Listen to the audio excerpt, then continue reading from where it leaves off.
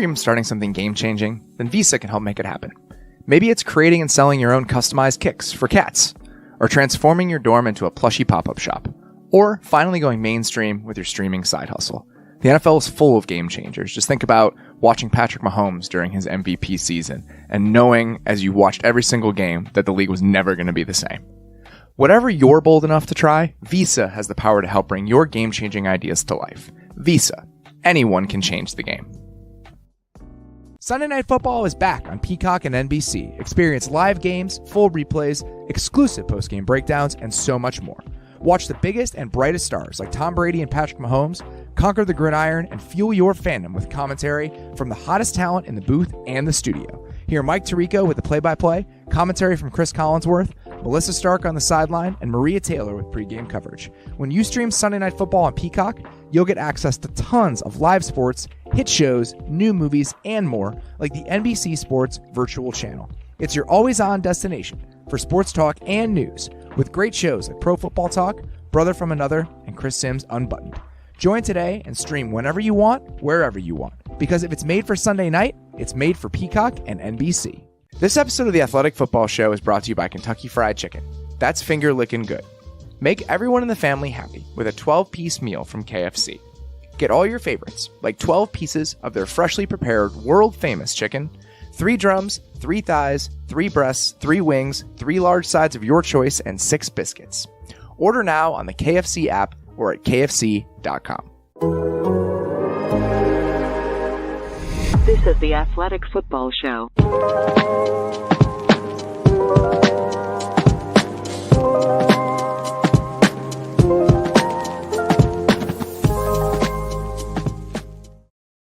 Welcome to the Athletic Football Show. I'm Robert Mays. It is our Week 2 preview edition, and I am thrilled to welcome two of my good friends, two of my favorite football thinkers around. First of all, my good buddy, Nate Tice. Nate, how you doing, man? I'm doing very well. So like Thursday is, and Deontay knows this, is like the universal kind of coaching night. But everything leading up to the game plan is like, this is a mad sprint. This is the mad sprint to this show. And then it's like, after this, and then we just get to enjoy the games. But that's how I haven't left coaching fully behind because I had the same feelings leading up to this show. I make you guys game plan for some of these. So you got a lot on your plates heading into this show. Also joining us today, as he will be every Thursday throughout the season. We are so excited to have him all year. The one, the only, Diante Lee. Diante, how you doing, bud? I'm doing well, man. Speaking about never leaving coaching behind, we actually practiced this morning. So I was out there putting together, starting pieces. This is our bye week, so putting together starting pieces on next week's game plan, talking about personnel, all that good stuff. So my mind has been there basically since last night doing a little bit of prep for today's show.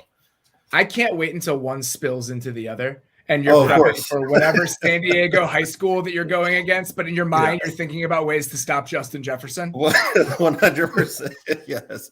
Well, I could feel like, number 18 on over route, so you got to stop him and have the whole team looking at me like, Coach, is everything okay at home? Yeah. Gotta drive it. Right. Speaking of number 18, we are going to start with the Eagles and the Vikings as our game of the week. This week, a fantastic early season Monday night game. I don't know about you guys. The way these teams looked at in week 1, both of them to me looked like playoff teams. We'll dig into some of their strengths, weaknesses. I think that there are some flaws, especially on the Eagles, that we really want to dig into. But the fact that these teams both looked really good, we had offenses that were explosive, had some huge playmaking moments from their best receivers, their best players, and now we get both of these teams in prime time. Nate, I'm pretty excited about that. So not a bad way to start the week 2 primetime slate here. It really is, especially this Vikings team that has become in the past 4, 5, 6 weeks for us as we got more and more excited. And then every single day, it felt like we were talking ourselves into them a little bit more. It's like, wait a sec, we should actually maybe be looking at this team just a tad bit more. And then last Sunday, sure enough, we were talking, against this Packers team, make them communicate from the 2 high shells, and look what happened. Justin Jefferson's wide open a couple of times. It just seemed like they were just hitting chunk play after chunk play. Some were saying they hit the easy button a little bit, but I think that's because it was a perfect matchup for them, and you get to see good scheme with good players. usually leads to good results. So it was kind of that for the Vikings. So I'm excited to see if they can continue it against this Eagles team that beat the Lions. What elements of the Vikings offense were you most encouraged by in week one? Outside of the Justin Jefferson usage, which we've talked about ad nauseum, we know how well they tapped into what he can do. And you talk about hitting the easy buttons, putting him in positions to get some simple catches, moving him around the formation. Other than the Justin Jefferson stuff, what jumped out to you about the Vikings offense in week one? It was just a diverse run game. And I'm not saying that they ran everything under the sun, but it was not just zone. That I think some people thought maybe this team would be under Kevin O'Connell coming from Sean McVay. It was, yes, they majored in some zone concepts, but it was, they sprinkled in a little bit of everything. They sprinkled in some power. They sprinkled in some other stuff, some more gap scheme stuff, which is needed.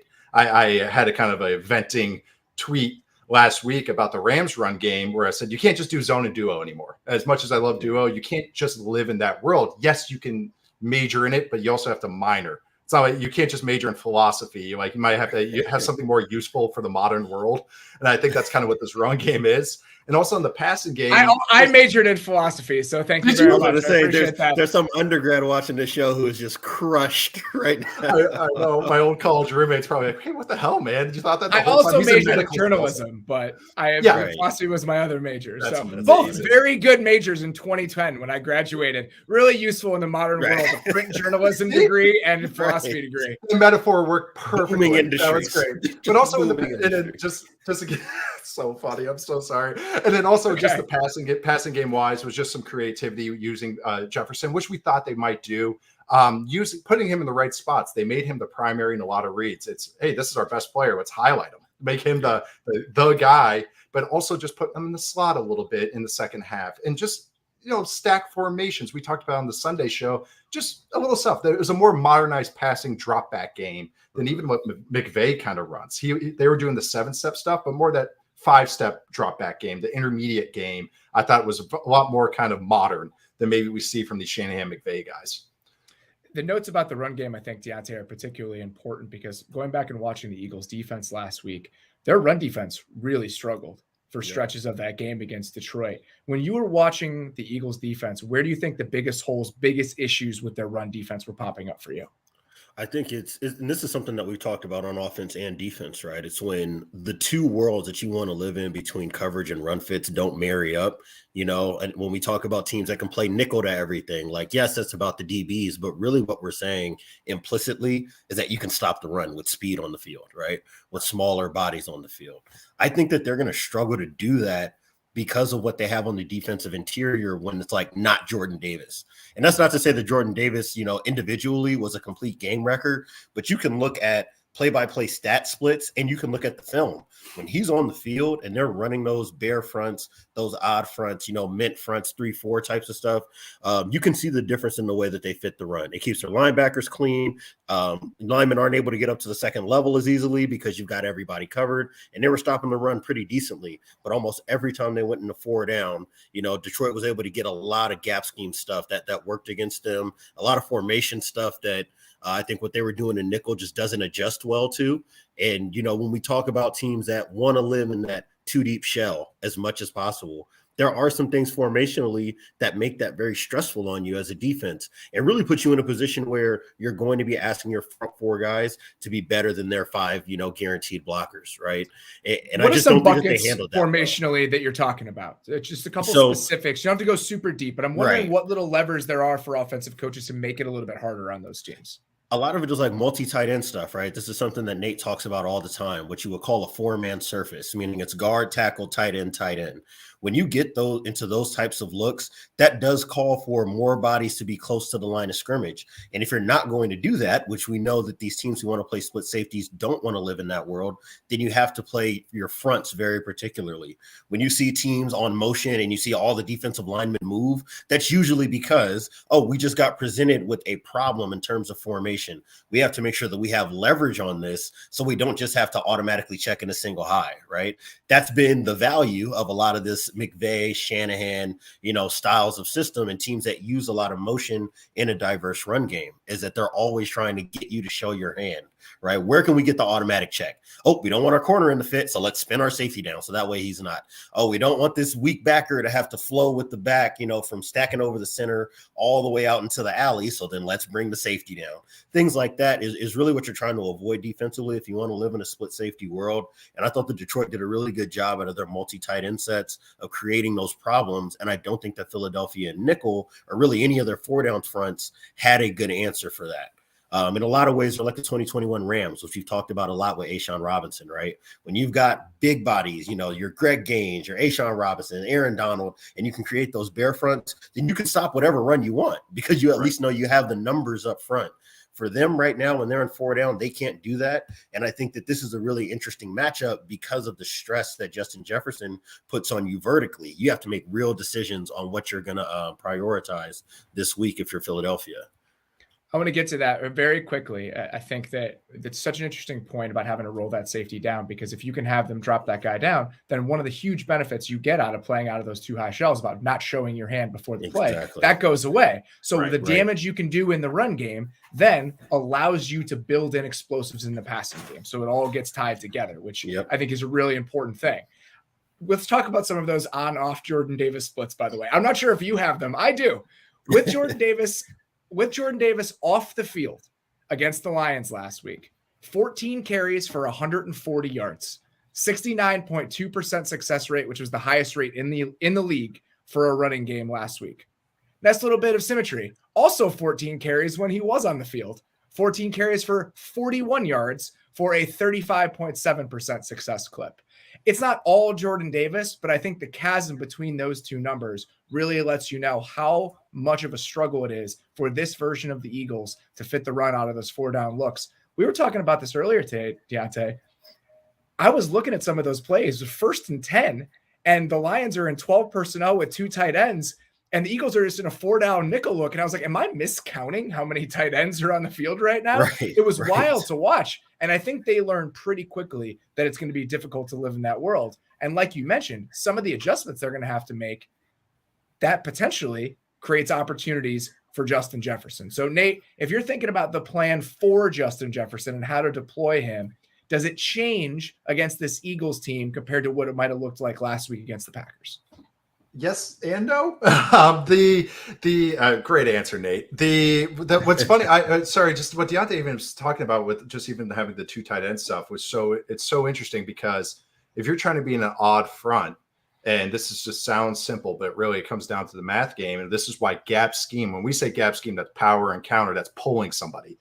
And a gap scheme stuff, if a defense wants to be balanced, as an offense, you want to make them unbalanced. Unbalanced. And it sounds simple. It's coverage-wise and up front in the run game. So when you just pound away in this run game, you're putting these safeties in a bind. You're making them creep up, or rotate down. Now you have the same stuff that we were talking about, all that play action stuff last week. It's the same stuff. It's the overs and the posts and the corners, all this stuff, because you're really you're getting this defense to honor the run.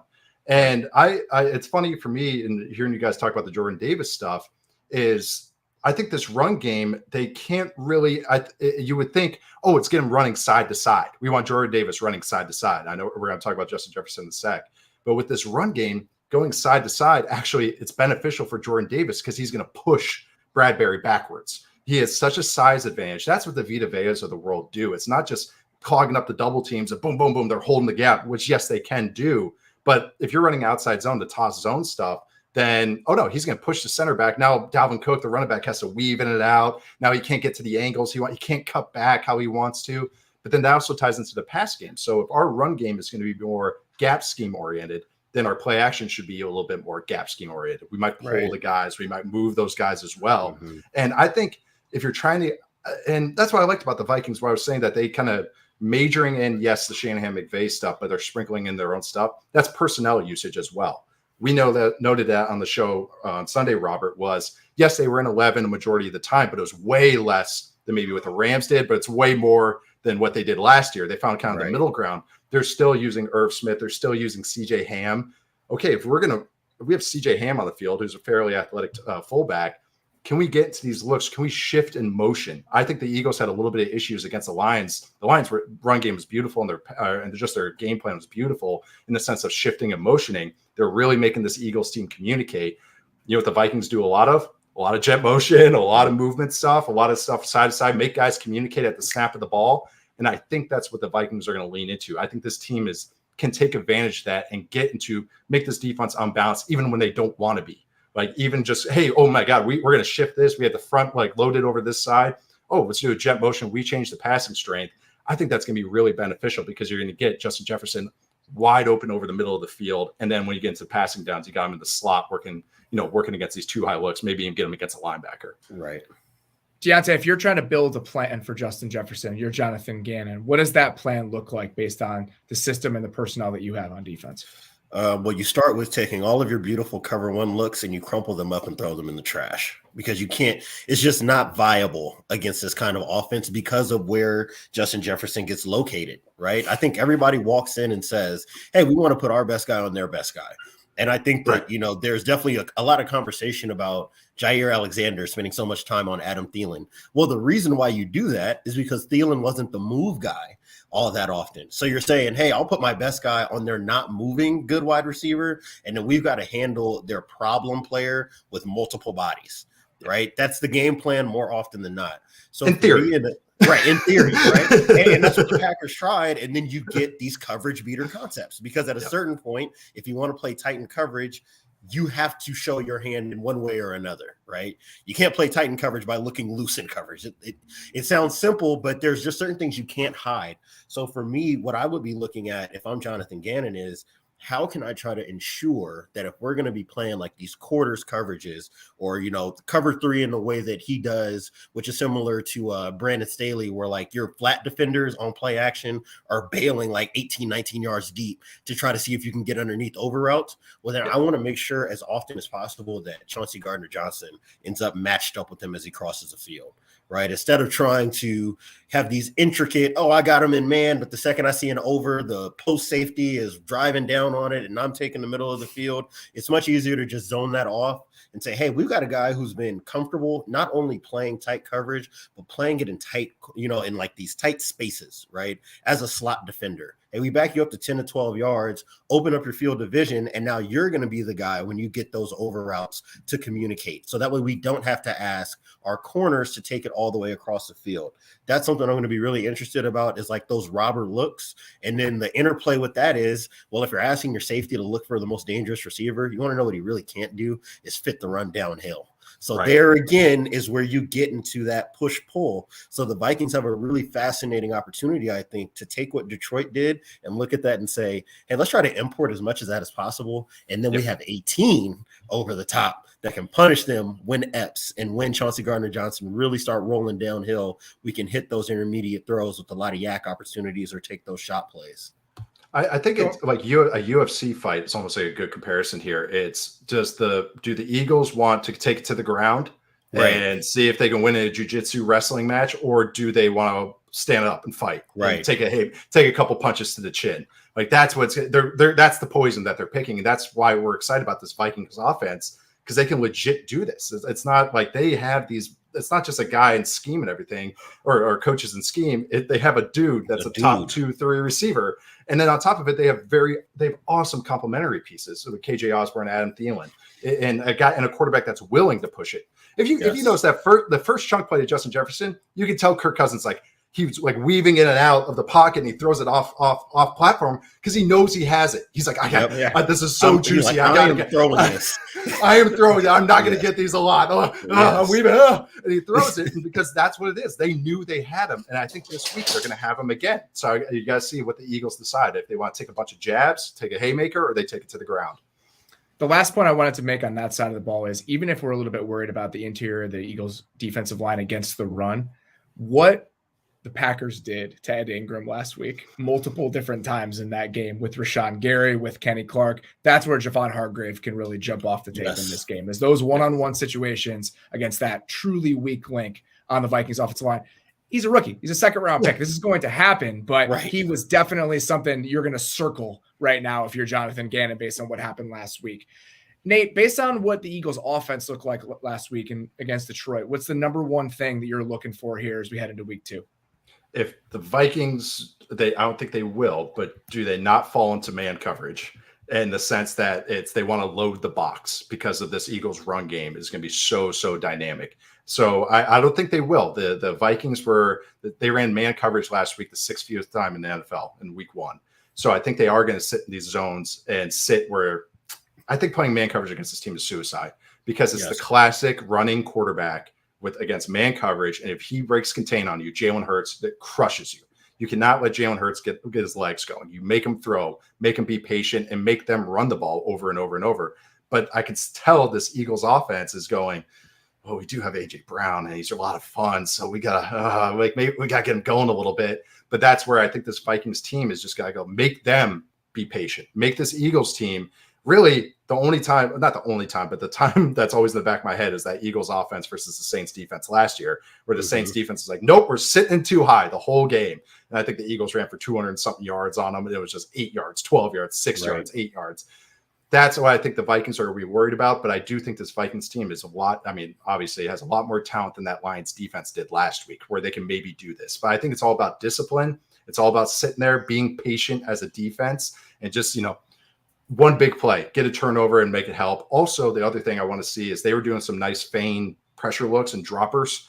And I think you can get Jalen Hurts on an RPO. He almost threw one to I'm blanking on his name from the Lions. They had slant route in the red zone to A.J. Brown, but they dropped the end right underneath it, and he could have had a pick if he was 5% better, more athletic. Except he's a little stiff in coverage there. So I think when you get Kendricks of the world, Jordan Hicks is decent in coverage. You get those guys dropping back from the line of scrimmage, you can maybe bait Jalen Hurts into a throw. But you're going to take your lumps. They're going to jab you to death. So you just got to learn and just like, hey, we'll just hold on, get to a 3rd and long, blitz with or pressure the quarterback without losing contain. Because I thought Aiden Hutchinson too many times got too excited, knifed inside, and then Jalen Hurts was like, okay, I'll just go outside and run for 15 yards. So, and I think Danielle Hunter did a really good job last week. They just pushed the pocket. I know this is an awesome Eagles offensive line. So that's what's a little scary for this Vikings defense, but they got to be patient and just take those jabs. It's interesting because the Lions blitz on 45% of their dropbacks last week. And it was the highest. I think it was the highest rate in the league. They also played man on 50% of their snaps. That's not what they're going to see this week. No, that's not what the Vikings are going to do. And it's funny that you mentioned those looks where they were feigning pressure and then dropping back, because going back and watching that game, in my mind, it's like, oh, they showed all these really interesting pressure looks. You have Dalvin Tomlinson as the end. You had a linebacker walked up. They had Danielle Hunter over the guard a bunch of times. And Zarius Smith was in all these weird places. They blitzed 9% of the time. Every single time they did those funky looks, they were only bringing 4, which I love as just a general plan. Like, let's make this hard while also keeping bodies in coverage. So on your side, Diante, what are you looking for from the Vikings defense? I mean, it's a lot of what Nate was saying, especially with those feigned pressure looks on passing downs, to the point of not being able to play man coverage. It's just a bad idea against the kind of skill sets that they have at receiver as well, right? Justin Jefferson is a very unique player as a Vikings wide receiver, but, and he's his own problem. But when I think about A.J. Brown and what he's able to do for a quarterback in terms of timing in the intermediate areas, right? Snapping right out of your break and the ball is on you. He is almost perfect for that. So that's one of the things that I'm looking for is when you're dealing with these too high shells defensively or trying to vary your coverage shells defensively, how do you deal with the real problem receivers? That's something that I'm always interested in. And with A.J. Brown, I'm really fascinated to see what are you doing with safeties with him?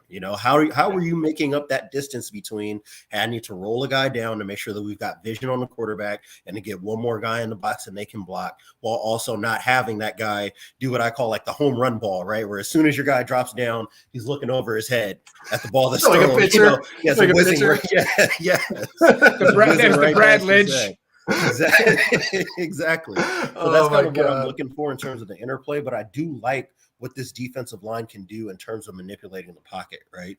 One thing that Nate said that I think really applies here is that we know that Jalen Hurts is usually pretty comfortable trying to leave the pocket to his right. We talked about it all the time in that wild card playoff game against the Bucs. They did a great job of manipulating him and punishing him anytime he tried to leave the pocket for it. So that's something I'm looking at is, can they keep him in the pocket and really force him to be precise off of his first look? This is a defense that, because they play a lot of zone and don't blitz, and because they feign pressure, you can get that extra beat in the protection and in your coverage distribution, right? Yeah. Which is going to buy you enough time to see, hey, did this guy make enough of a progression over this offseason, or is he still a pat the ball and go guy?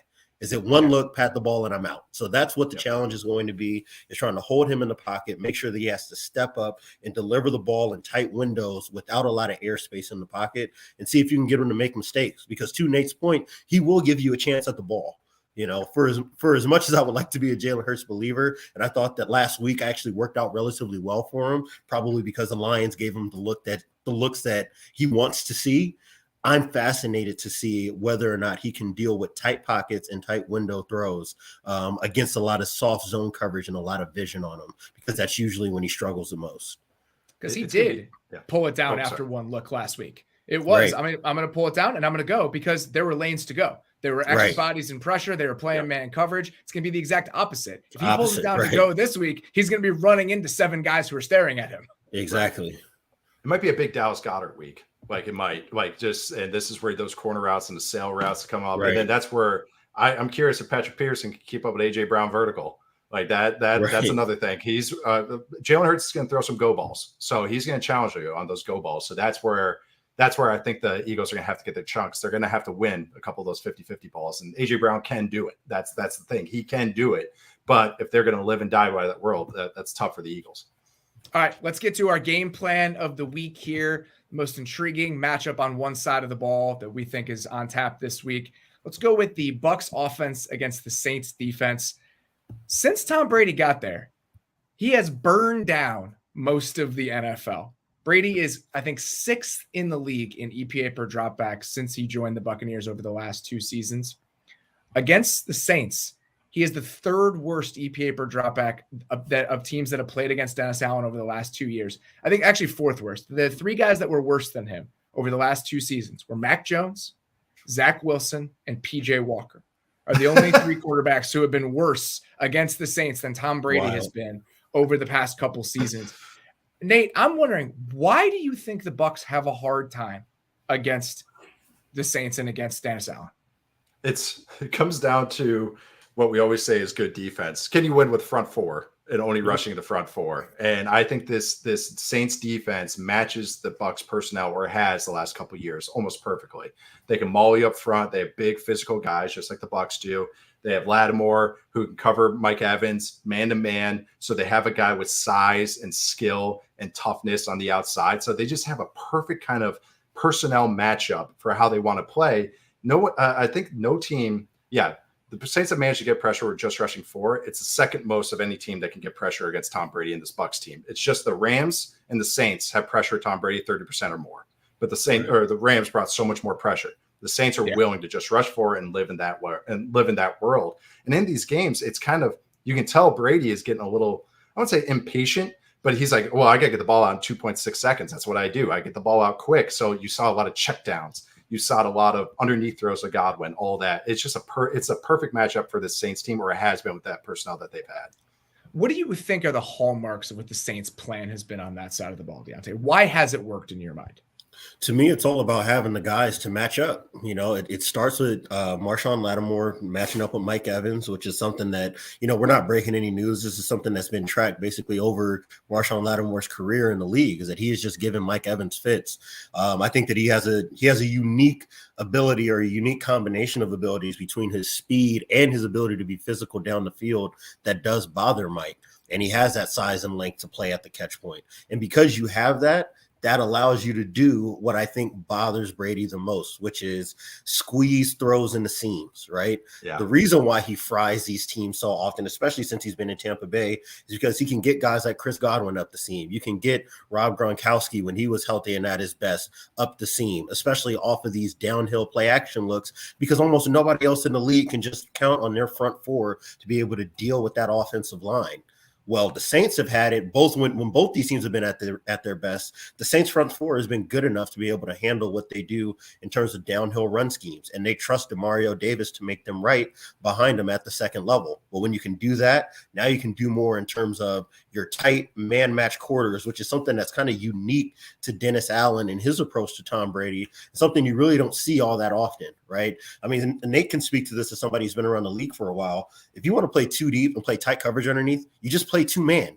more often than not, because it's just the simplest thing to do. Not a lot of teams will go and play like man match quarters, which I look at as almost like a more aggressive variation of 2-man. And that's how you're able to squeeze those seam throws away and really force Brady to do something that I think, for as well as he's thrown the ball vertically in Tampa Bay, I think he's always been kind of uncomfortable with, which is forcing him to have to take those one-on-one shots up the sideline time after time after time. When he has ball winners, he'll do it. But just within the flow of the offense, he really wants to attack you up the seams and make you make difficult decisions about how soft or how tight in coverage you're going to play. So it adds value to the play action and to the downhill run game that I think is always married up best with his style of playing quarterback. Explain man match quarters a little bit more. What actually in its DNA is that sort of approach in coverage? So if we're going to say, I'll try to compare it to regular cover 4, so that way it paints a picture, right? What we've talked about with regular cover 4, I want people to think about the slot defenders, right? So your weak side backer and your nickel against 11 personnel. Those guys are usually playing inside leverage, right? So meaning inside of the receiver, between the receiver and the end man on the line of scrimmage. Their job is to take away those quick in-breaking routes. And then you have the deep safety to layer over the top. And what you're saying is, or quote unquote conceding, are the quick out throws, right? Yeah. Well, if you want to play tighter in quarters coverage, what you're really playing tighter to do is to take away the quick out throws and then ask your safeties to help protect you up the seams, right? So you're working for brackets instead of just playing layered zone coverage. So now what you're doing with your slot defender, your nickel, usually specifically, is now he's going to play outside of the number 2 receiver. So it looks like to the quarterback, cover 1. And these two coverages marry up well together. Your corners are going to be pressed. They got the number 1 receivers everywhere they go. Now your nickel is playing outside of 2, and he's funneling him to the safety the exact same way a corner would funnel to a safety into man. Right? I want to shove him up into his leverage. And if he's vertical, we're both running with this guy down the field. That's why I say that I look at man match quarters as basically a more aggressive variation in the 2-man-esque type of world of coverage. So who unlocks that for them? Who is the most important piece in allowing you to play that way if you're in New Orleans? Well, I'm glad you asked, because I think the 2 guys who made that happen aren't on the roster anymore. That's Chauncey Gardner-Johnson and Marcus Williams. You know, it's Chauncey Gardner-Johnson and Marcus Williams. And really, it's honestly Malcolm Jenkins as well as the free safety or the weak safety being able to handle tight ends and one-on-one coverage. That style of coverage creates a lot of one-on-ones across the board in order to bracket, whoever the most dangerous guy is. So having those guys where you can say Marshawn Lattimore on your number 1 receiver, not even thinking about it. Malcolm Jenkins on your check down guy, not even thinking about it. Now we can play matchup ball with whoever we need to outside of that. I'll deal with my corner number 2 against your third option in your progression on the backside of the coverage, because we're thinking our pass rush isn't even going to allow you to get there. And now we've got a bracket on your Chris Godwins, on your Scotty Millers, on the guys you want in the slot. And that puts a lot of strain on Brady to have to extend plays. And Tom Brady is a lot of things, but a play extender at quarterback is not really his deal, right? He wants to hit the back foot and get that ball out. Then that's what this as a quarterback's perspective. This is just like 2-man does. It makes a quarterback be a hero, either with his legs, hitting hole shots, hitting bender, hitting all the hard throws. Yes, extending plays. It's all the stuff that makes a quarterback make plays. And trust me, Tom Brady can do it with his arm. It's just it's hard to do. Like, oh my God, I have to do that 5 times in a row and just hit bender with a guy right on top and squeezing him in, and guys are getting his helmet getting their head taken off. Yeah. And you're just like, oh my God, all right, well, sorry, bud, I'm going to check it down the next time. But that's what this team makes them do. The good example, I know this is a different team, but is the Chiefs versus the Bengals last year. Everyone talked about the whole shot that Burrow hit to Jamar Chase. That is what these defenses are making you do, because you think you have these outbreakers, and so you squeeze them in, and those guys get lit the F up by a corner that's peeking back. Now all of a sudden you're saying, oh, I'm going to dare you to throw that whole shot again over and over. So you have to catch the safety cheating. But if you have a very disciplined defense, it's hard to do that. And you can do it once or twice. It's hard to do it 3, 4, 5 times throughout the game. Mm-hmm. When I watch the Saints, what's always jumped out to me, and it's funny that because CJ Gardner-Johnson to me is like the person who epitomizes this. They play those 2 high looks, but the aggressiveness in those looks, it's almost counterintuitive how aggressive they can be while protecting themselves in coverage. The other team that I think that the team that comes to mind when I think of this is the Bills. Like them and the Yes. Bills, I feel Yes. like they Yes, have that they same play feel like to them. FU It's quarters. squeeze It is you. That's exactly. complete- That's exactly. Fuck you quarters is exactly what it is. That's what it is. And Yes. and that combination of being able to really body people, muscle you up, but without leveraging yourself on the back end is such an advantage. It's a safe version of aggressiveness. So Yes. Nate, if you're looking at that sort of approach from a defense, how do you attack a team that is both safe and aggressive at the same time? Well, that's what's so funny is that this is why Chris Godwin usually has some pretty big games. I would say big games, but a lot of targets against the Saints, and he's out too. So that's okay. We're going to take that weapon away. So what you have to do is you have to choose when you be aggressive. And I think Tom Brady is very good at doing this, but choosing when you're going to attack vertically. I think when they got after the Saints in that playoff game, I remember the Scotty Miller deep score. There's a couple times he picked and chose his spots. But now it's funny. The deep threat for this team is a guy named Julio Jones. Yeah, he's pretty decent. Right. Julio Jones, I believe. The guy that we gave a jet sweeps to last week, is that the very same guy? Same guy. Julio Jones last week, he ran 22 routes. He got targeted 5 times. His ADOT on those targets were 22 yards. It was 22 yards. He's a vertical threat in this offense. It's not the AJ Brown hitting all these intermediate outbreakers and everything. No, they're using him as a vertical threat. And Tom Brady doesn't like throwing go balls on the outside. Deontay brought this point up, and I love it. When he has a ball winner, he'll do it. He'll do it, but he doesn't like living that way. So, but Mike Evans is a different, player altogether than, like a lot of players, but then Julio Jones as well. But he is a ball winner. He's not a guy that's going to stack a guy and get real vertical unless it's Alabama in college. This is Julio Jones, though. It can do that. Watch him against the Cowboys last week. Boom. They just ran a go route, and he launched that. He has faith in him. That's where he's going to come up. So that's where I think you're going to see some Julio Jones verticalness as opposed to Scotty Miller a few years ago. And the other thing is it's going to be Tom Brady targets his tight ends or running backs about 5% more against the Saints than he does in other games. And that makes sense because, oh man, I got a running back on a linebacker if they're doing this match quarter stuff.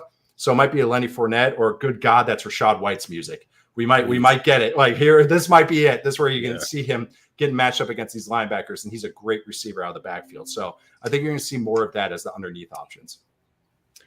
We talk about all those guys that allow the Saints to play that way, Deontay, with CJG. I always say CJG. What is it? I think that's just a mental thing because it's just so much every single smoother time to say I it that type it, I way. always screw it up. Chauncey Gardner-Johnson, Malcolm Jenkins. Who was the third one we're talking about? Marcus Williams. All three of those guys are no longer on the roster. Right. So how can you play this way, and how can you try to attack the Bucs in the way that has been very successful in the past without those pieces on the back end? If I'm using week 1 as a reference point, then I think the answer is that you can't because they didn't try. They didn't try it last week. In fact, I think I pointed this out to Nate last night when I was just kind of going over clips. I think they dropped 8 on more than a handful of times. And I felt like every snap that they dropped 8, they lost the rep. And I think a lot of that is just because you have to play so soft in coverage.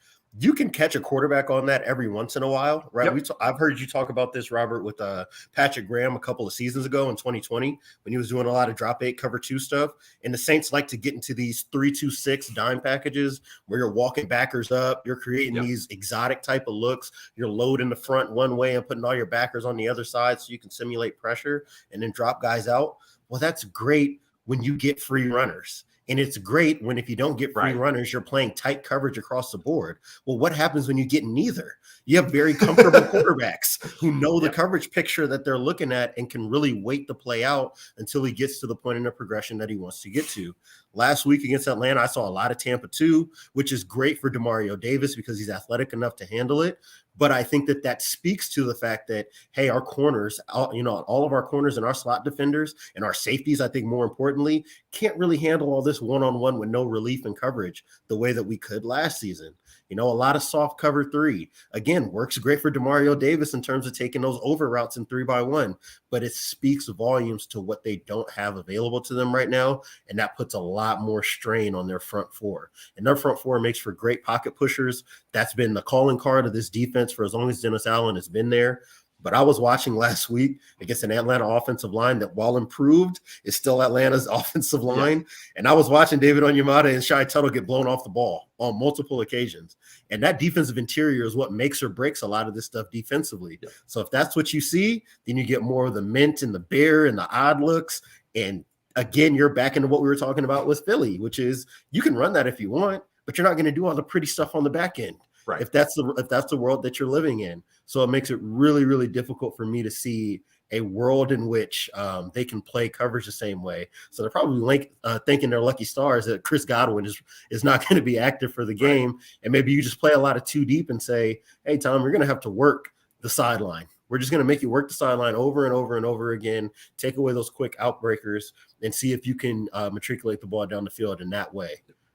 When you look at that recipe of being both not conservative, but safe and aggressive, right. The ratio of aggressive has gone way, way down. And at a certain point, if you're going to keep turning that dial down, you no longer are the Saints defense. Exactly. Like that, you lose the essence of why you've been the group that you have over the last couple of years. And that's why I think this game in particular, especially because Godwin's out, Evans hasn't practiced, Julio isn't practicing, Donovan Smith didn't practice. If this Saints defense can't put the clamps on this version of the Bucs offense, I think it's going to say a lot about where this group is right now compared to where they've been over the last couple of years. Because I think as a group, the three of us have loved what the Saints have been on defense over the last 2 seasons. And if they lose and that essence kind of leaks out, I will be a very sad person.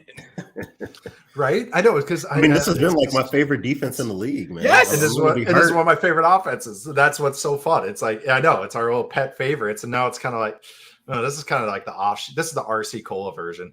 Kind of like just a little, like, just kind of like off. It's a little different than what it usually tastes like. Right. Same amount of sugar, but not the same kind of taste, right? All right. We're going to get back here in a second with our sicko deep dive of the week. Before we do that, let's take one quick break. Saxx underwear is legitimately life-changing. They have the softest styles for everyday wear, and their sport line is next level. I'm very particular about my athletic shorts. I like them to have a certain feel. I like them to have compression shorts built in and have the right amount of support. The Saxx shorts that I got instantly became my favorite ones. The Gainmaker 2-in-1 short comes with an integrated ballpark pouch. It keeps everything where you want it, but is still incredibly comfortable. And here's the kicker. Everything is backed by Saxx Comfort Guarantee. That's 100% satisfaction or your money back. All you need to know about how great Saxx products are is that the Diggs brothers, Steph and Trayvon, are both some of their biggest proponents. Their patent technology with the ballpark pouch is a built-in hammock that keeps your stuff in place. So naturally, it made sense with these two guys who are great at securing the ball. So head on over to Saxx.com/Maze and get 10% off plus free shipping using promo code MAZE today.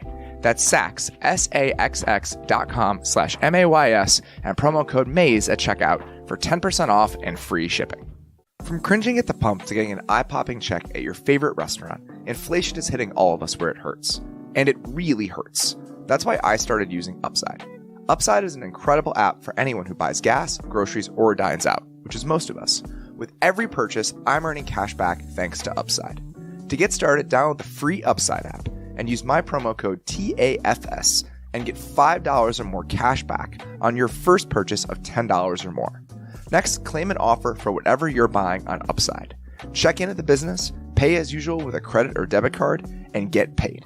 In comparison to credit card rewards or loyalty programs, you can earn 3 times more cash back with Upside. Upside users are earning more than $1 million every week. That's probably why they have a 4.8 star rating on the App Store. Download the free Upside app and use our promo code TAFS to get $5 or more cash back on your first purchase of $10 or more. That's $5 or more cash back on your first purchase of $10 or more using promo code TAFS. That's when people like us have got to forge ahead, Helen. Am I right? God, you're sick. That's from Tommy Boy. Oh, that's absolutely incredible. Thank you very much, Kent. I assume you're the one that did that. So part of the reason we love doing this show is I think the three of us, whenever we start talking about games and what we want to chat about, inevitably we'll get to a game or a matchup where the prevailing thought is we might be the only people in America who care about this. And the one we wanted to talk about this week was the Dolphins defense against the Ravens offense. This one's a little bit more mainstream. It's like it's saying, it's kind of a mainstream director, but it's still like maybe one of his quieter movies. Right. That's kind of how I feel about this group. Yeah. But it's a unit and a matchup that maybe doesn't necessarily jump out to you, but that we definitely want to chew on a little bit. And let's do the Ravens offense against the Dolphins defense, because last year The Ravens got punked on national television by the Miami Dolphins on that Thursday night game. The sheer amount of cover zero blitzes that Miami was willing to run against Baltimore, and the fact that the Ravens had absolutely no issues for what Miami was doing to them. What do you think the Dolphins saw last year, Diante, when they were conceiving that plan and just being willing to lean on that button as hard as they were? To me, I think that it was just telling that the Ravens were clearly only setting their pass protections one of two ways, right? And it makes sense because a lot of their stuff is like empty or what you would call scat protection if you're not an empty, right? Which means that the back is releasing no matter what. There is no check release. All five guys are getting out into the pattern. Greg Roman has been doing that forever, basically. It's always trying to get five out in the pattern. And if that's what you're doing, you can only block things a very particular way. And if you're a team like the Dolphins with that 6-man on the line of scrimmage, 7-man up on the line of scrimmage, I mean, that's stealing because all you've got to do is present the center with certain things, right? You present the center with certain things. He's got to work a certain way. Well, now I know where to get my run throughs at. Even if you protect it really well, you can get into a lot of D-line games and stunts and twists or faking like you're bringing pressure off of one end. Something that they do really, really well, which is like almost unfair, is that they'll have all these guys walked up. You'll have a covered slot, and then the nickel that's covering the slot blitzes, and then everybody else just sprays out in the coverage. Well, that guy's not even in the count for the protection. Yep. You know, that would be hard on anybody, let alone a team, I think, that can be a little simple with their protection rules. So it's just because it's so easy to manipulate, you saw what you got in that Thursday night game, which is Lamar Jackson always having to throw hot. Well, they're also a heavy cover one team when they know you're throwing hot. So if I'm playing tight coverage where I know you want to get the ball out immediately, well, what happens then? Your quarterback gets hit a lot. And that was a chess match that the Ravens lost. So I think that Nate probably shares my fascination in this, which is what are you going to do formationally to address it? How can you address this period in the passing game when you're in these obvious situations? Because everybody has known since 2018 what Greg Roman wants to do on obvious passing downs. That's my question for you, Nate. How do you fix this? Do your homework. Because this team, Lamar, when I wrote my article about Lamar kind of reviewing his last year, Lamar was pressured on nearly half of his empty snaps last year. He was sacked at double the rate of empty than other teams that ran it. Like it was almost embarrassing to look at those numbers. The league average is about 30%. He was pressured 50%. So what defenses were doing and what Diante is speaking to is that when you're in 5-man protection, you're right there. We're in empty. We have 5 offensive linemen in front of us, and the defense shows 7 guys across the board. We have to pick a side to slide to. We have to full slide, and when we're doing that, the defense just gets to dictate what you do. Oh, you got to throw hot. And if you don't, and Greg Roman sometimes with his passing game, he gets a little too cute with some of the stuff. He's trying to do read routes. He's trying to do 5-7-step kind of passing concepts, even with 5-man protection. And it's kind of like the rules don't tie in together. So poor Lamar would be basically running an option offense. Like he would get the ball, he would have to make a guy miss, and he would just turn it into a sprint out. You can't live that way. You just can't. Like it's impossible in modern football to live that way. Yes, Lamar is amazing. Do you want Lamar to have the football in space? Yes, but let's also make it easy on him. And so what the Ravens have to do, and what's funny, the irony of it is they have to look at what the Bengals did to them the Bengals offense did to their Ravens defense. And what that Bengals team did was do a classic 7-man protection. And when I say a classic, is when we are in 5-man protection, we are in 6-man protection, we are 7-man protection. We ID the Mike, we being the offensive line. What we are saying is we are going to block the 4 down linemen and the Mike. And Mike is an X on the chalkboard. We are setting the center of the defense. That is what we're doing. So if we're in a 7-man protection, what we're doing, and this would be with a tight end off the ball or running back to the other side, it looks almost like split backs in a way. Yep. It's building split backs with 11 personnel with their tight end on the field. And what we're doing is now the running back, you have the Will X on the chalkboard. So it's the off-ball guy that's one away to the weak side from the Mike. So he has him, anything else that comes from that side. The tight end has the Sam X on the chalkboard. So it's just the one guy off the ball to the right or to the strength. And that's right. what that protection does. What these defenses want to do to you is get you to full slide. Because what they're doing, we're going to make you throw hot or you're going to waste guys in protection. And that's a defensive win right then and there. So what this Ravens team has to do is look around and have this type of protection in there because This is the way to wad it up and actually sort it out. We talk about gash or be gashed. What the Bengals team would, and this is why I became a fan of CJ Uzomah, was because he was so good in this pass pro, and he was picking up these blitzes, these difficult blitzes against Wink Martindale, against Steve Spagnuolo. And guess what Joe Burrow got to do? All right, I got the hang, and I'm going to launch this ball to Jamar Chase or T. Higgins on the outside. Yep. Well, the Ravens have Rashad Bateman, who's a pretty good deep threat as well. This is a way. It's gash or be gashed. We block it up, and now we have all the time in the world to just hit you over the top. And guess what? After defensive coordinator gets hit that 3 or 4 times, like, all right, I'm done. Cover 2, quarters, like cover 3. We're stopped. We're not doing it. So that's what they have to get to. So they cannot be lazy. And that's what I'm curious to do, because Greg Roman's a very stubborn coach. He's already shown this. So does he adapt his game? Does he have an adjustment? It's the second game. They had a whole off season to prepare for this. So I'm very, very curious what they get to. So Diante, if you're in that look with the tight end and then the back opposite the tight end in 11 personnel, if that's the solution for the offense, what does that prevent you from doing offensively? What advantage do you now have as a defense if you know that's their best answer? That guys can't all get out into the pattern immediately, which means that the nature of your passing progressions change, right? If you want everybody out right now, which you've talked about that Greg Roman considers that a priority, you can get what they love to do, something that they were killing the NFL with in 2018, 2019, and 2020, which is like these flood patterns where you're really getting like 4 guys out into the route to one side, right? It puts a lot of strain on your flat defenders, puts a lot of strain on your intermediate defenders, because you just have more bodies out in the pattern than you have loaded up in the coverage. Well, if you can't release those guys, now what are we talking about for a quarterback? There's probably a little bit more over the middle of the field, right? Because you don't want guys just out on islands, outside of like the 989 or what you would call like deep choice, which I know Nate's a big fan of, right? It's the slot receiver basically gets a vertical choice, and you're running double goes, double comebacks. You can run double 10-yard outs, curls, whatever the case may be.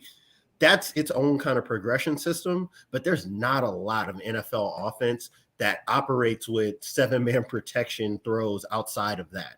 The reason why you go 7-man is to throw those bombs. So defensively, if you have that information, then you want to play softer in coverage. And that's kind of the thing that I'm fascinated by. One of the reasons why schematically, I think the Ravens struggle so much with not living in 7-man protection or being so predictable in protection is because Mark Andrews is like their best contested catch guy. He's their best guy over the middle of the field, right? He's obviously a key piece for Lamar as a passer. Well, you don't want to waste Lamar's favorite in pass protection, right? So that changes what you want to do. That's such a great point. How you use personnel. So now you're talking about more Nick Boyle. Well, shit, you're not running your whole offense if you got Nick Boyle and Mark Andrews out on the field. It makes it difficult. These are the kind of choices you have to make. And this gets back to what we talk about in off seasons and getting ready for seasons, which is what good is the best plans in the world if you don't have the guys that put strain on your opponents? Yep. This is where having a Rashad Bateman, which they drafted, which they have been speaking up about so often, which I know Nate has been a major advocate for, this has got to be a breakout type of game. This is one of those games where, just like we talked about where Burrow, it's confirmed one-on-one. I don't care. Xavier Howard, you're a good corner. Great for you. We're taking the shot anyways. Byron Jones, you're a long athletic corner. Great for you. We're taking the shot anyways, because you have to at least make them respect it. If you can get 1 or 2 or 3, if you get 3 or 4, you're probably going to win the football game, right? They're going to be in position to win a football game. But just a couple over the course of a game, especially when you get those loaded up pressure looks, that makes the defensive coordinator say, hey, are we sure we want to do this next time out? Right. And next third down, are we sure we want to show them this? Maybe we need to get to something else. Maybe we want to try something else. And now you're the guy that has the pin last, so to speak, in coaching, right? You always want to be the person that's last holding the pin. You want to make the final chess move. That's what you have to do. And it's all about taking advantage of those personnel, mismatches anytime that you can get them. So that way defenses have to think differently when it comes to taking away what you want to do best. All right, let's get what's to so awesome about this. It was just like, you can see who's going to have the adjustment to the adjustment. We get to see who did their homework. I think it's going to be awesome. All right, let's get to a couple offenses that we have deemed our guilty pleasure offenses through week 1. We did this last year, Nate, where there were just a couple offenses that even if we have a desire for taste, we find ourselves watching it in our spare time. It's like the below deck of the NFL. Like that's what we feel about these offenses. And two of them this week, I think, are playing each other. And that is the Washington offense and the Lions offense. What about the Lions offense from week one just made you feel like, man, I'm excited to watch this for the rest of the year?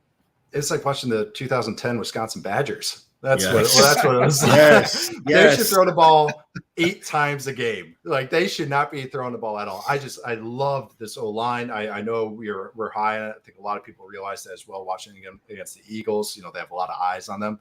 But just also, it's not just a bunch of maulers. It was the creativity the coaches had, the concepts they were running, everything under the sun. They had 3 different versions of trap they ran. They were different versions of counter. It wasn't just mauling duo, but they did maul and duo.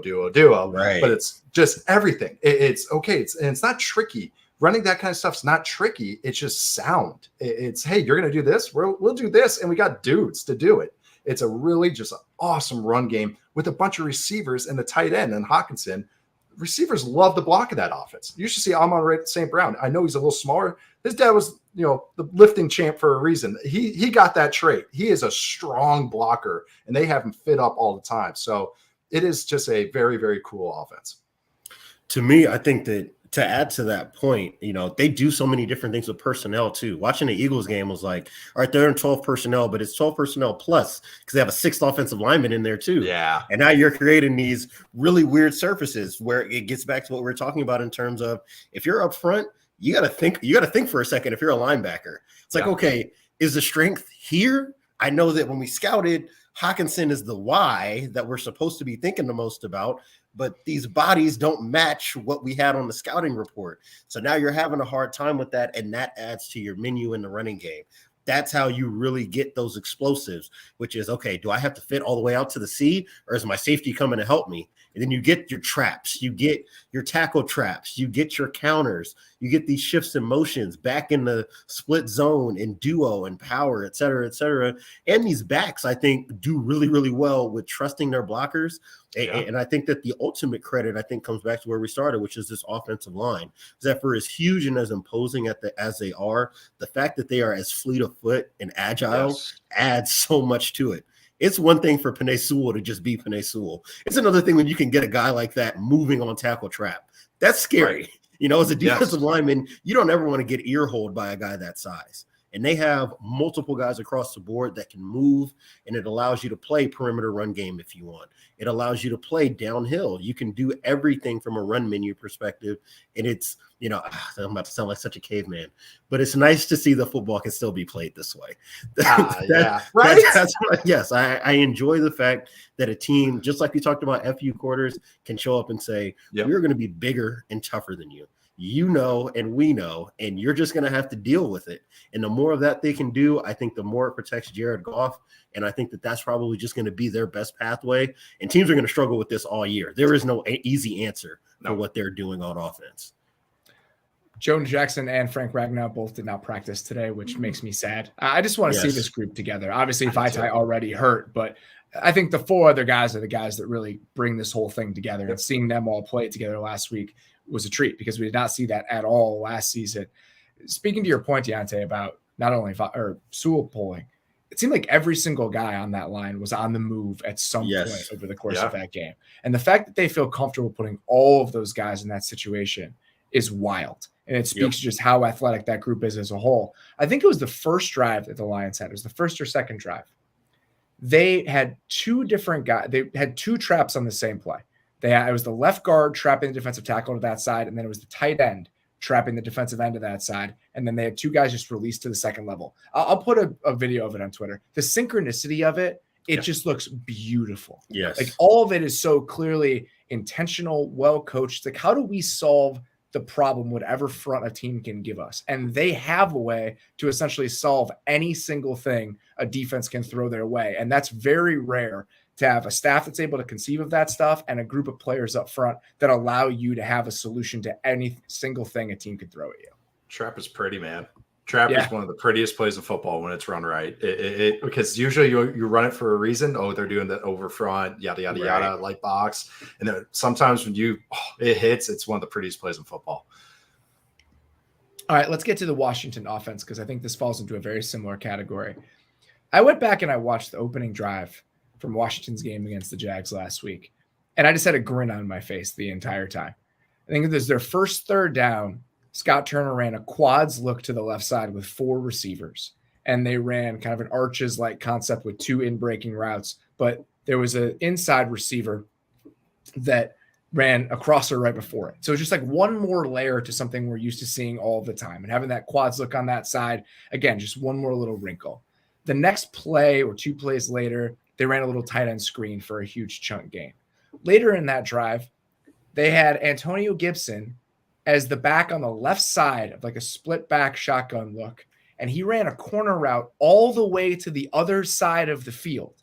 So it was a sail-like concept that we talk about in the show all the time, except it was the back from the other side of the formation getting to the corner route somehow. And Wentz hit him. It wasn't just a wrinkle for wrinkle's sake. It was a huge chunk play to that guy. And then Curtis Samuel on a little yo-yo motion against man coverage in the red zone for an easy touchdown, all in the same drive. And it's like, holy shit, is this group going to be more fun to watch than I thought it was going to be, Nate?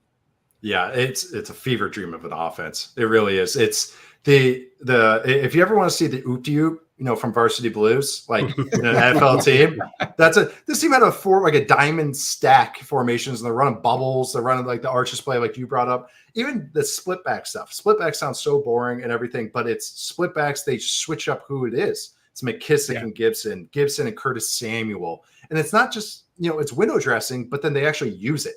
I always find that a lot of times with creative offenses or offenses trying to be creative, 1, the rules are lacking, and 2, they actually have a tendency to tell over time. Right. And the fact they go, oh, Curtis Samuel's back there, pass, but they actually handed it off to him. They actually did all that stuff. They're switching up who's in there, all the motions and all these plays. And they did the empty chip stuff we talked about with the Rams. They did movement throws like nakeds. There were 10 personnel under center where they had Dax Milne, Zach Wilson's best friend, slicing across the formation, like just those types of things. So it's all this, but it's all sound. Like Scott Turner is Norv Turner's son. And you can see that Sale is a Norv Turner staple. That is a 7-step concept. And he's doing it with all this window dressing and sugar and all that. I was going to say, it's like, Oh Brother, Where Art Thou, the Coen Brothers movie. That's the Odyssey. It's just the Odyssey, but it's Coen Brothers. That's what this offense is. It's the Oh Brother, Where Art Thou of offenses. It's just like, what is this fever dream I'm watching right now?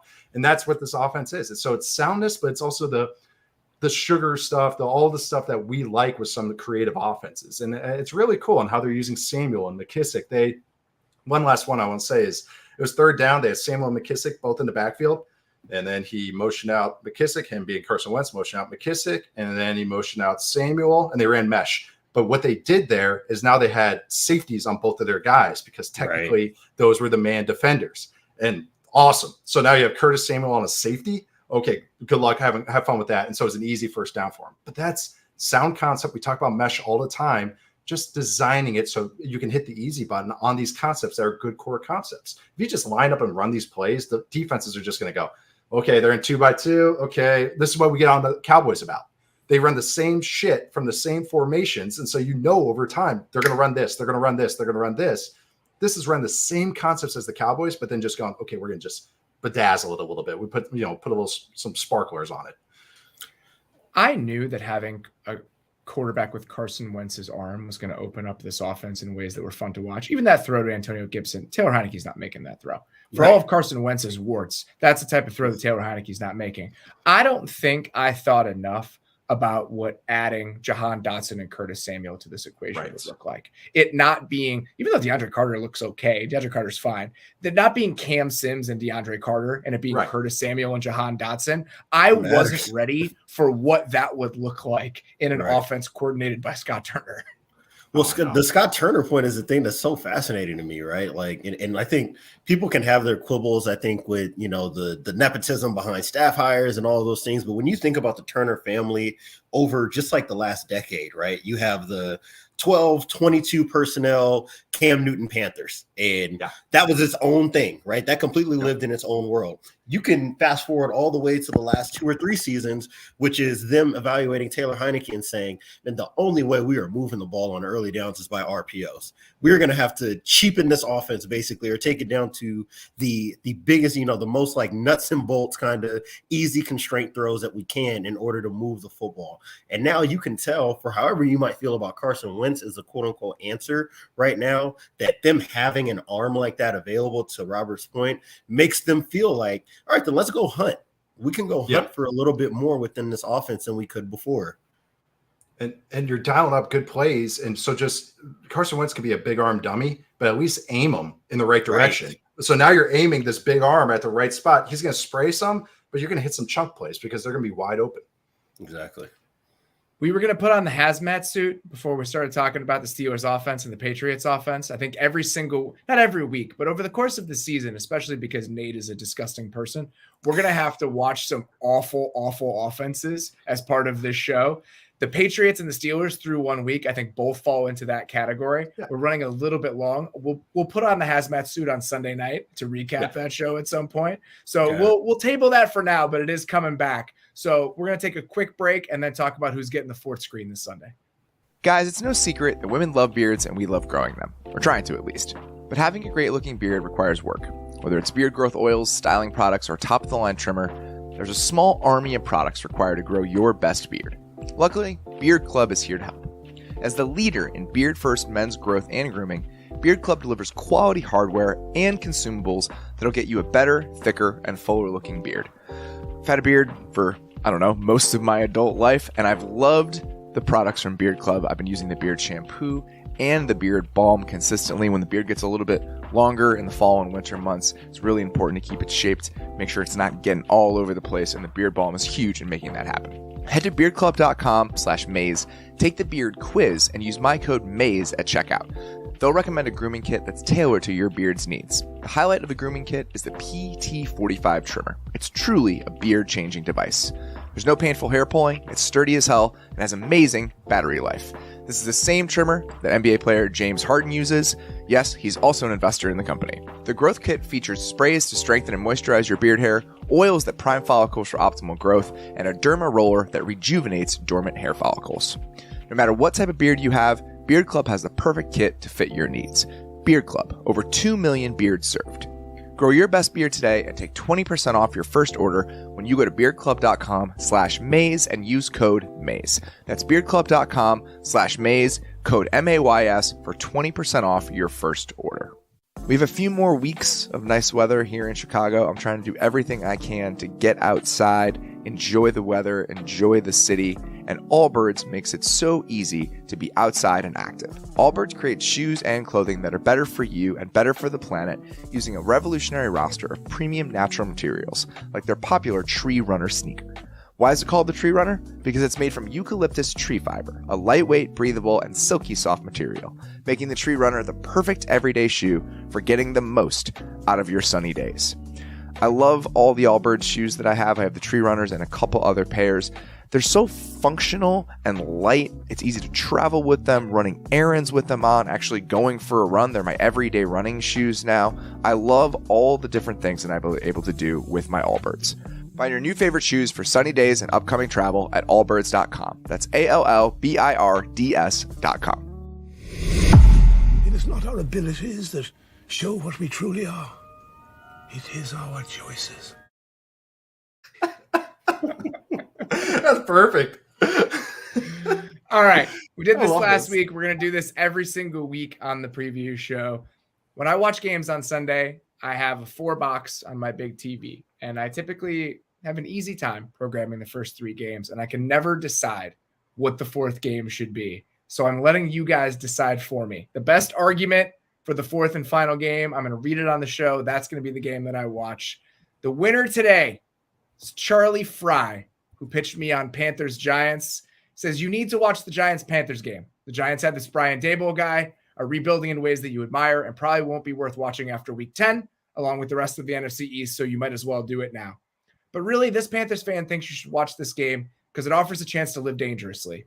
You evangelize, and I generally agree with, The idea that teams should operate with a plan, patiently build, and then become more aggressive in free agency or trade when they have a championship window. That is sound logic. But what if it's wrong? What if there's no order to the universe and teams don't actually become successful or mediocre for any damn good reason?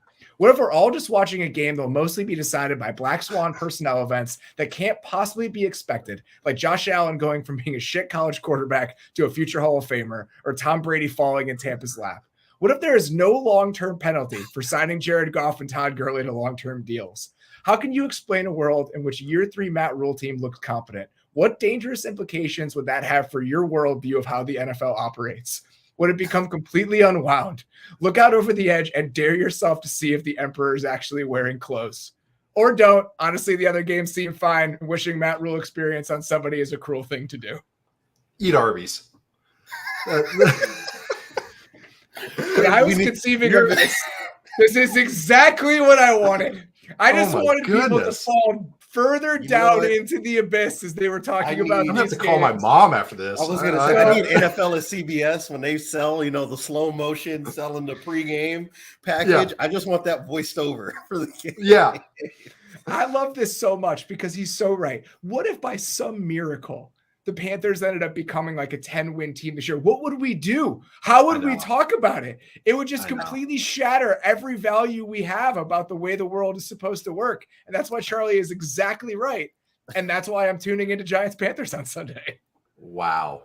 Who's going to top that? I already got nihilistic. I want you guys to top it. I want somebody to try to top that every single week because we are not stopping this. We're going to do this week in and week out. The most myopic football shit I have ever heard. That was a treat. That was amazing. I'm just in such a good mood. So the guy gets he was no longer a quarterbacks coach for the Dolphins, and now he's just sending in those types of emails. Charlie Fry. Yeah, I was like, I'm choosing to believe this is former NFL quarterback Charlie Fry. I'm in a very good mood. I'm going to be even a better mood tonight when we get to watch Chiefs Chargers. Obviously, we record this show at 4:30 p.m. Eastern. Not a lot of time before this Thursday night game actually happens if you're listening to the podcast the day after.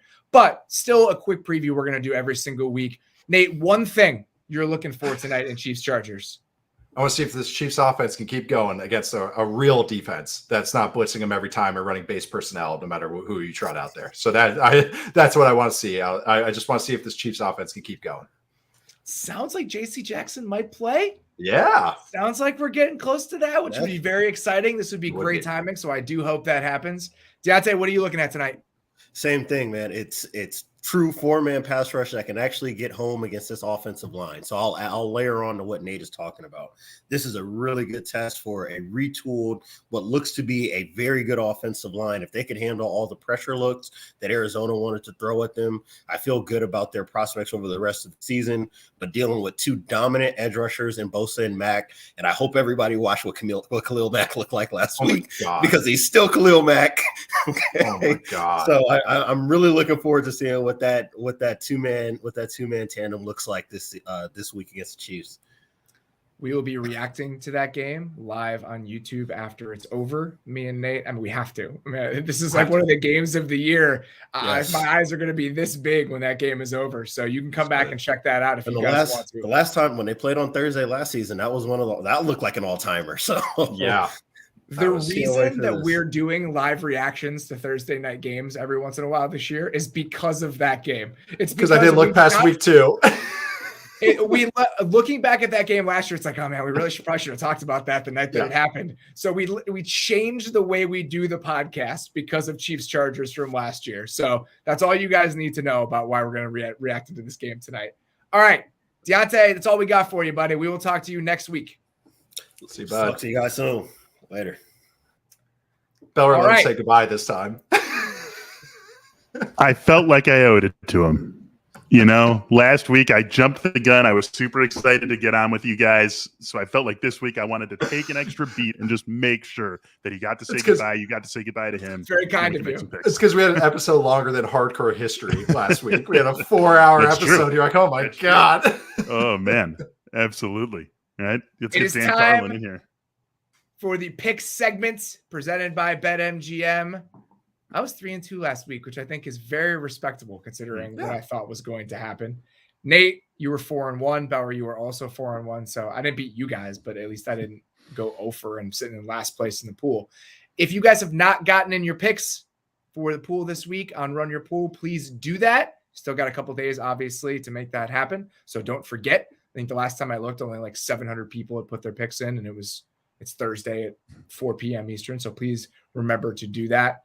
Nate, why don't you start us off? What are you looking at this week? Yeah, I'm more or less going to go in like descending order of how good I feel about these games. And Nice. The first one, this is probably the two I feel best about. So I'm going to go the Vikings plus 1.5 at the Eagles. I think this is going to be an awesome game. I'm excited. And after we talked about it, I just kind of like how the Vikings are going to match up with them. I think offensively, they'll do some good stuff against the Eagles defense. I think it's going to be a barn burner though. Number 2 would be the Ravens hosting the Dolphins minus 3.5. I think this Ravens defense looked quite good. I think anybody would against the Jets offense last week, but they really can get after it. This Dolphins offensive line looked very, very rough, not only just personnel wise, but also schematically. Their eyes were terrible. I think this Ravens defensive line is going to really take advantage of that. So I'm curious how that's going to work out. Also, next one, going Patriots minus 1.5 at the Steelers. We didn't get into our hazmat segment, but I think Bill Belichick is going to have Matt Canada and a Rowdy Piper sleeper hold, knock him out. I think every passing down is going to be rough for the Steelers offense. So I think this one's going to be a slugfest, and not in a fun, cool way, but more of like a really dirty. It might as well be played in the muck, like the Bears 49ers game was. I think that's how this game's going to look. Next one, I'm going to go the Raiders hosting the Cardinals. Raiders minus 5.5. I think this Raiders team's still decent. They got some dudes up front. Max Crosby looked so good last week. He was borderline unblockable in the run game as well. I think this Cardinals offensive line still dicey. I think also just the Raiders offense is a little better than maybe we saw. We'll see Derek Carr maybe get he can pick up protections. He's pretty good with his eyes. And the last one I have is Texans plus 10.5 at the Broncos. This is more of okay, all right, Broncos on a short week. Yes, they're at home, but I'd see the Texans as more of a sound team. I don't think they're good or anything, but I think this is going to kind of be a low-key game where they keep it close. I think the Broncos do win, but 10.5 is a lot. So, yeah, I think that's my 5 picks. I hate the Texans plus 10.5, and that's why I also picked it.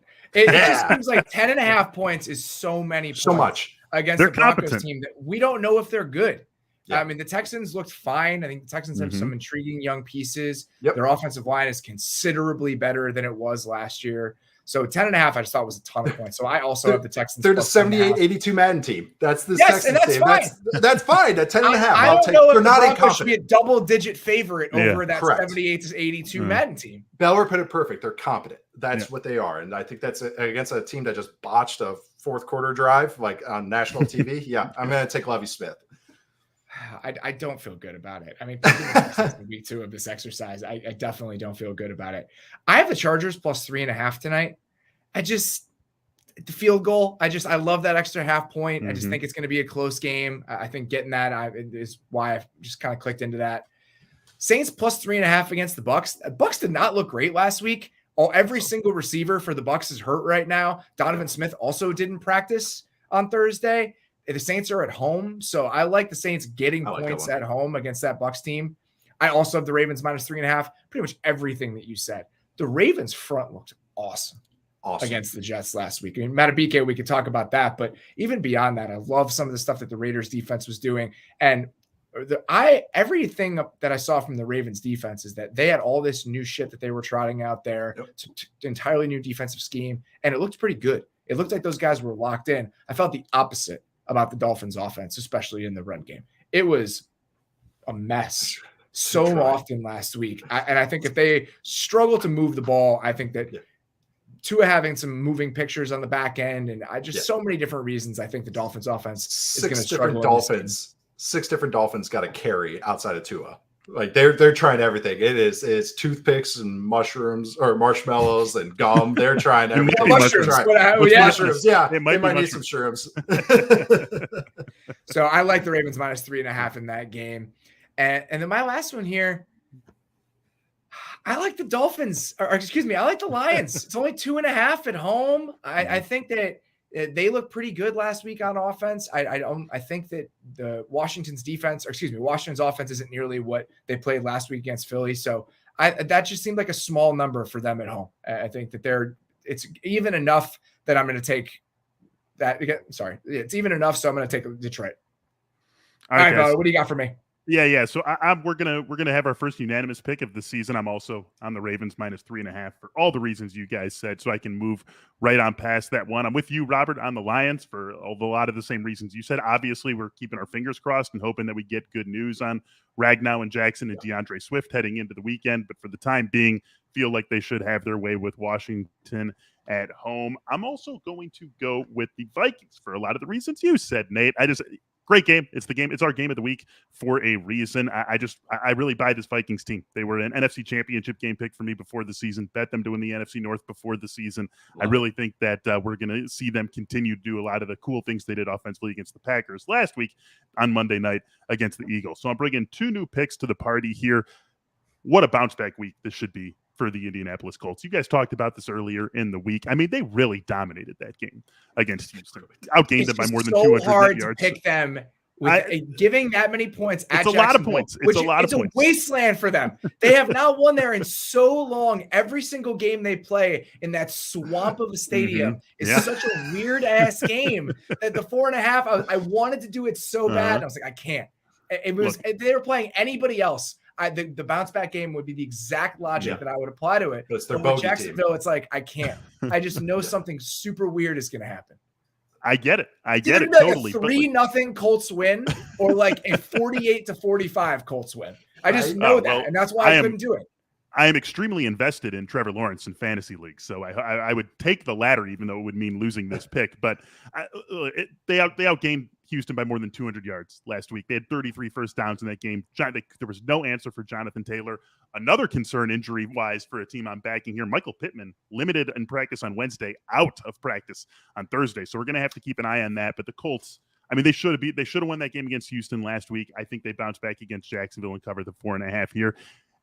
And then, guys, I know I picked the Giants. I was very happy to take the kudos on them last week, but there was some good fortune in that. And so they're at home. They're playing a Panthers team who are not super excited about right now. I love the quote about we averaged whatever yards per play over the last 35 minutes coming from the Panthers. I mean, that's hilarious. I'm all down for mocking them there. I want them to coach forever, man. The Giants as favorites. The Giants 2.5-point favorites in week 2 because they got by the skin of their teeth against the Titans team who none of us is excited about. I'll go ahead and take the 2.5 points, hold my nose, and back the Panthers here. Wow. I really wanted to take the Bills plus 10.5 against the Titans, but 10 right? Points. That's a lot of points. There's so many. I found this week to be really hard. There were only the only games that I feel like, oh yeah, no doubt about it, that I clicked in for sure were the Vikings and the Colts. And then other than that, I had a little bit of trouble making my other picks. This is I go Vikings or Ravens, and this is how I go 3-2 because then those are going to be the two that don't back for or don't cover for me. That's just how it always works. When it's 3-0 Colts halfway through the third quarter, you are going to hate yourself so much. It's and true. You're going to remember this moment when that ends up happening. If Michael Pittman doesn't play this week, you can pack in my fantasy season. It's over. if he's hurt for any stretch of time, I'm just blowing it up. I'm like, you know what? I'm done. It would be so devastating. I don't know if I'd be able to process that. So you guys just check on my well-being if we get news over the next 48 hours and he's not playing. All right. That's all we got, guys. Couple little housekeeping things before we get out of here. Please subscribe to this YouTube channel. We're doing a lot more video stuff this year. We're doing this show live on YouTube every single Thursday. As we mentioned before, we are going to be reacting to the Thursday night game, Chargers, Chiefs, here after the game tonight. So please go subscribe. You'll be happy that you did. Subscribe to this podcast. Rate and review this podcast on your podcast platform of choice if you would. If you like the show, let us know. Subscribe to The Athletic. It's where you can read Nate's weekly roundup that he's doing every single week. Please, you'll want to check that out. Name pending. The names are always pending. We did the rewind, and then it was kind of okay. Let's do that. So we'll see. We'll see if how much of a ham I am with that name. Whatever you call it, people are going to want to read it. Go subscribe. theathletic.com/football show. We will be back after Thursday Night Football right here on YouTube. Come back and check it out. For now, appreciate you guys listening. We'll talk to you soon.